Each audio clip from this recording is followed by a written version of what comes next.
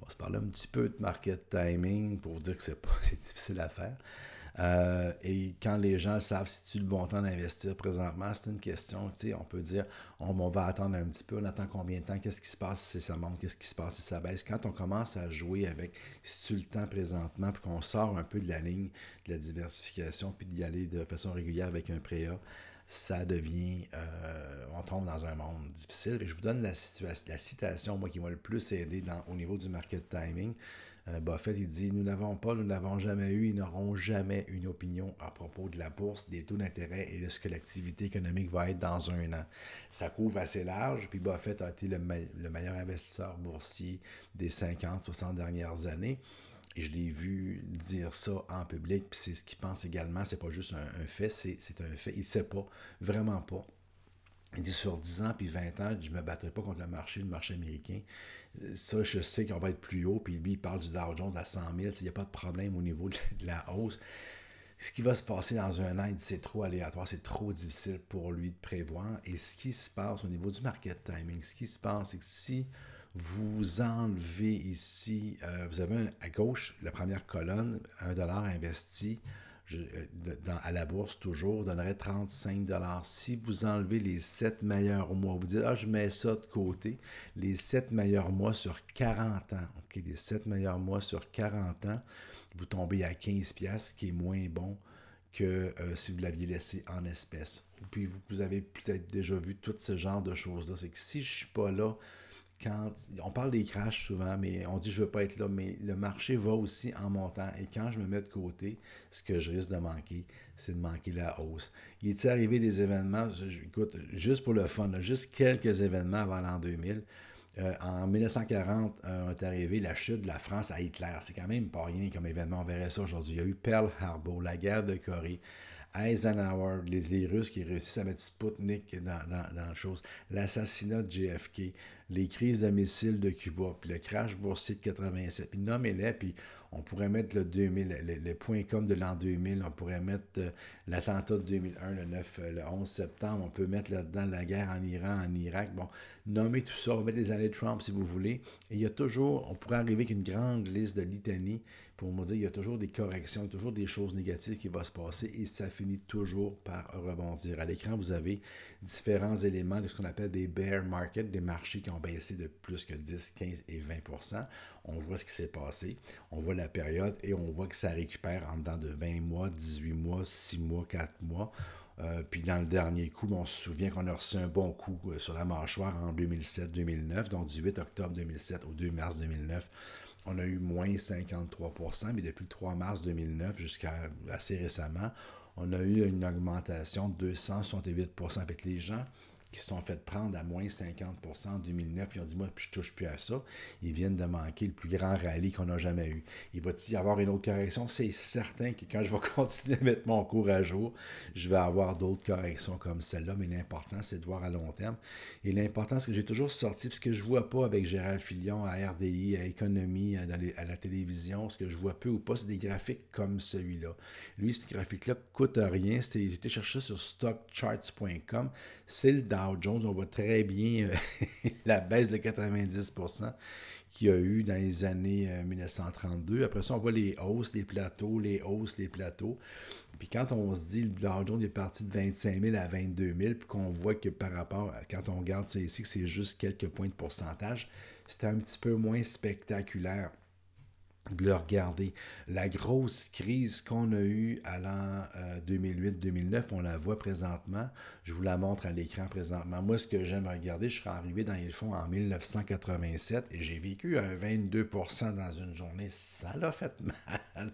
Et quand je le regarde avec du recul, je dis, mais voyons donc, j'aurais donc aimé pouvoir parler à moi-même de v'là 30 ans, retourner en arrière, puis me dire, hey, ça va aller, Pierre-Luc, fais-toi-en pas, ça va aller.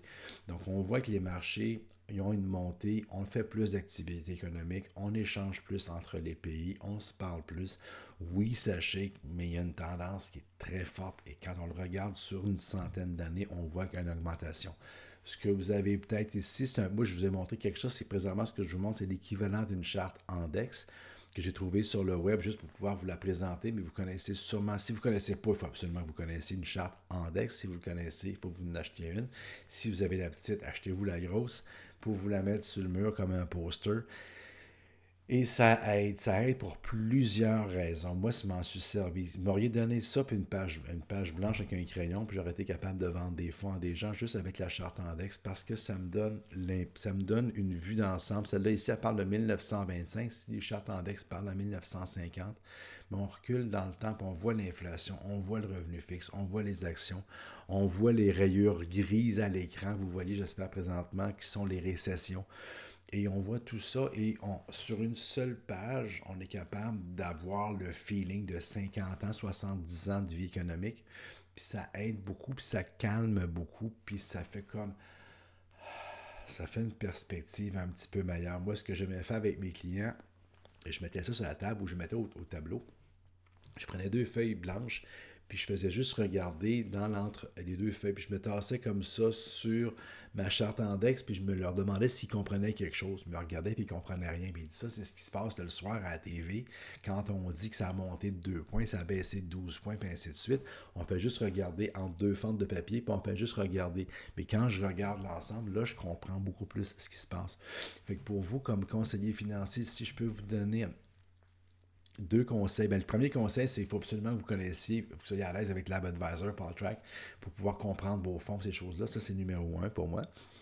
Mais votre deuxième point, c'est d'être à l'aise à parler de l'économie et des marchés avec la charte Andex pour montrer les marchés canadiens, américains, l'inflation, toutes ces choses-là, puis d'avoir une vue d'ensemble dans le fond. Et ce que ça fait quand vous avez cette vue d'ensemble-là, ça vous positionne comme une grande personne par rapport à vos clients, ça vous positionne comme un expert, comme quelqu'un qui a une vue d'ensemble, comme quelqu'un qui englobe dans sa tête. Ça évite d'avoir des discussions qui tournent en rond. Je le fais souvent en classe, je me permets de le faire là en ligne, je ne sais pas comment ça va sortir, mais moi ce que je faisais dans ce temps-là, je parlais du chalk line. Si vous avez déjà fait de la construction, un chalk line, c'est la ligne en chalk, en craie.